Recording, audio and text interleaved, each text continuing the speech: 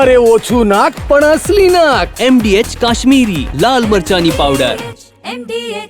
મહત્વના સમાચાર સુરેન્દ્રનગરથી કે જ્યાં જમીન બિન ખેતી કરવાનું 1500 કરોડ રૂપિયાનું કૌભાંડ સામે આવ્યું છે અને તેને લઈને તપાસનો ધમધમાટ પણ તેજ થઈ રહ્યો છે.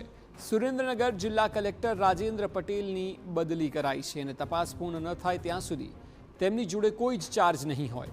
તપાસમાં રોજે રોજ થઈ રહ્યા છે ચોંકાવનારા ખુલાસા. જમીન એને કરવા કૌભાંડીઓએ નક્કી કર્યો હતો પ્રતિ ચોરસ મીટરનો ભાવ. એનીની ફાઇલ માટે પ્રતિ એકર 40,000નો ભાવ હોવાનો આરોપ છે. અગાઉ પ્રતિ એકર 25,000 થી 30,000નો ભાવ હતો. ત્યારબાદ કૌભાંડીઓએ પ્રતિ એકર 40,000 થી 50,000 વસૂલ્યા છે તેવો આરોપ તેમના પર લાગ્યો છે. આ કેસમાં કલેક્ટર, નાયબ મામલતદાર, કલેક્ટરના પીએ અને ક્લાર્ક સહિત 4 લોકો સામે ફરિયાદ નોંધાઈ છે. સુરેન્દ્રનગર ખાતે ગાંધીનગર ઈડીની ટીમ દ્વારા દરોડા પાડવામાં આવ્યા છે. નાયબ મામલતદારના ઘરમાંથી ₹67 લાખ રોકડ ઝડપાઈ. તે પછી નાયબ મામલતદાર ચંદ્રસિંહ મોરીની ધરપકડ કરવામાં આવી. સ્પેશિયલ કોર્ટ મોરીના 1 જાન્યુઆરી સુધીના રિમાન્ડ મંજૂર કર્યા છે. તો બીજી તરફ દરોડા બાદ કલેક્ટર ડોક્ટર રાજેન્દ્ર પટેલની રાતોરાત બદલી કરવામાં આવી છે. કલેક્ટરના બંગલામાંથી 100 ફાઇલ જપ્ત કરાઈ હોવાનો દાવો છે. હાલ પૂરતો સુરેન્દ્રનગર જિલ્લા વિકાસ અધિકારી KS યાજ્ઞિકને કલેક્ટર તરીકે ચાર્જ સોંપવામાં આવ્યો છે. તપાસ પૂર્ણ ન થાય ત્યાં સુધી તેમની જોડે કોઈ ચાર્જ નહીં હોય, કારણ કે રોજે રોજ નવા ખુલાસા થઈ રહ્યા છે અને 1500 કરોડના કૌભાંડની આશંકાઓ વ્યક્ત કરવામાં આવી રહી છે. સુરેન્દ્રનગરમાં કેટલીક જમીનને બિન ખેતી કરાવવાનું આ કૌભાંડ છે અને એની ફાઇલ માટે પ્રતિ એકર 40,000નો ભાવ હોવાનો પણ આરોપ છે અને અગાઉ પ્રતિ એકર 25,000 થી 30,000નો ભાવ હતો. એટલે ખૂબ મોટું હજારો કરોડોનું કૌભાંડ હોય તેવી આશંકાઓ સેવવામાં આવી રહી છે. તેને લઈને તપાસનો ધમધમાટ તેજ થયો છે.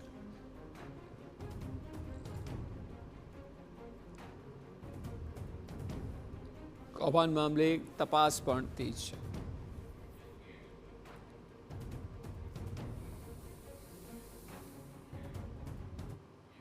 તો આ વિષય પર વધુ માહિતી આપી રહ્યા છે TV9 સંવાદદાતા સચિન પાટીલ.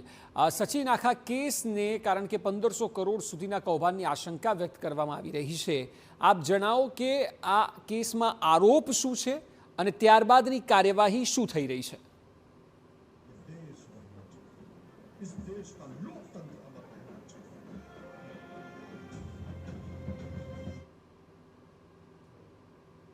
એક્ઝિક્યુટિવ મેજિસ્ટ્રેટ નાયબ મામલતદાર તરીકે સુરેન્દ્રનગરમાં ફરજ બજાવતા હતા ત્યારે એમના અંડરમાં આવતી એટલે કે જે પણ જે જમીન એને કરવાની હોય, ચેન્જ ઓફ લેન્ડ યુઝની જે આખી બાબત છે, બાબતમાં આખો જે ખુલાસો સામે આવ્યો છે. ઈડીની તપાસ થઈ છે ત્યારે આ બાબતનો ખુલાસો સામે આવ્યો છે. ઈડીએ જ્યારે આ બધાના ત્યાં જ્યારે સર્ચ ઓપરેશન હાથ ધર્યું, એમાં કલેક્ટર પણ છે, જે સુરેન્દ્રનગરના કલેક્ટર છે, જેમની મળવા માટે કેટલાય લોકો રાહ પણ જોતા હશે, પરંતુ હવે વેઇટિંગ ફોર પોસ્ટિંગ તરીકે એમની એક અત્યારની સ્ટેટસ અત્યારે એમનું બતાવી રહ્યું છે. સૌથી મોટી વાત અહીંયા એ છે કે કલેક્ટરથી માંડીને જે નાયબ મામલતદાર છે, નાયબ મામલતદાર અને એની સિવાયના જે બીજા એમના કર્મચારીઓ છે, તમામ લોકોની સામેની આ તપાસ જે છે, તપાસ એન્ટી કરપ્શન બ્યુરોમાં ઈડીએ ફરિયાદ કરીને કરી છે. એટલે ઈડી આમાં ફરિયાદી બની છે. મામલો કેટલો ગંભીર હશે એની જે ઇન્ટેન્સિટી છે અહીંયાથી જ આપણે અંદાજો લગાવી શકીએ છીએ કે જે જમીન એને કરવા માટે આવતી હોય, જે એપ્લિકેશન્સ આવતી હોય, એનું એક પ્રકારે એક્સટોર્શન અને એક્સટોર્શન સાથે સાથે જે પૈસાનો ઉઘરાણી જે કરવા માટેનું આખું જે એમનું નેક્સસ ચાલી રહ્યું હતું, એનો આખો આ મામલો છે.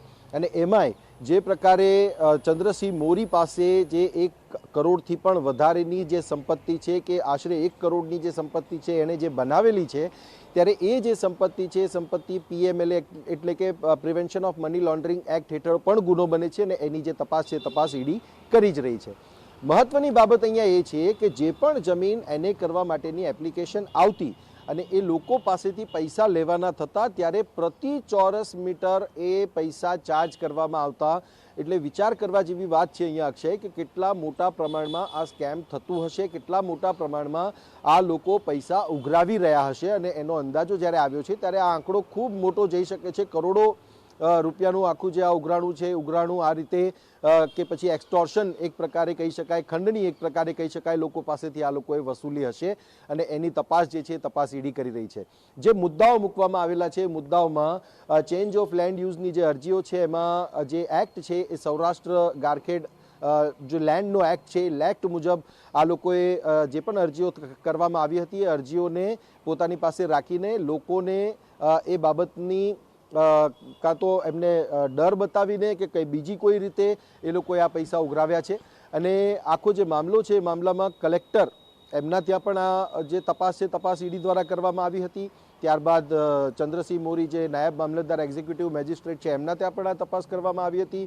ખૂબ બધા ડોક્યુમેન્ટ્સ, ડગલાબંધ ફાઇલો અને ડગલાબંધ મોબાઈલ ડોક્યુમેન્ટ્સ કહો કે પછી ઇલેક્ટ્રોનિક એવિડન્સીસ કહો, તમામ વસ્તુઓ જે છે એ ઈડીએ પોતાના હસ્તક લીધી છે.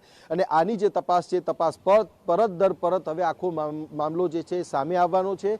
અને જે પણ રીતે આખું આ સ્કેમ કરવામાં આવેલું છે, પૈસાનો વહીવટ કરવામાં આવેલો છે, કઈ રીતે કરવામાં આવેલો છે, પૈસા પણ જે લેવામાં આવતા હતા એ સ્પીડ મની ના માધ્યમથી લેવામાં આવતા હતા. અને આ સ્પીડ મનીના માધ્યમથી પૈસા લઈને આ લોકોએ પોતાના ઘર અને પોતાના જે પણ ઇન્વેસ્ટમેન્ટ કર્યા હશે કે જ્યાં પણ એ લોકોએ આ પૈસા જે છે એ રોક્યા હશે એ તમામ બાબતોનો ખુલાસો પણ આવનારા દિવસોમાં થશે.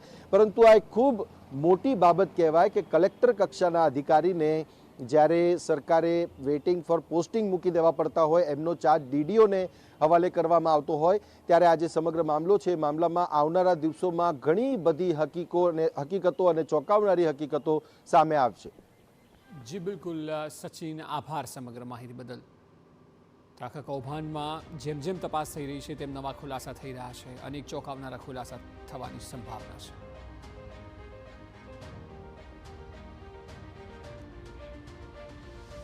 MDH બિરયાની મસાલા, પારંપરિક બિરયાનીનો અસલી સ્વાદ. असली मसाले साथ साथ MDH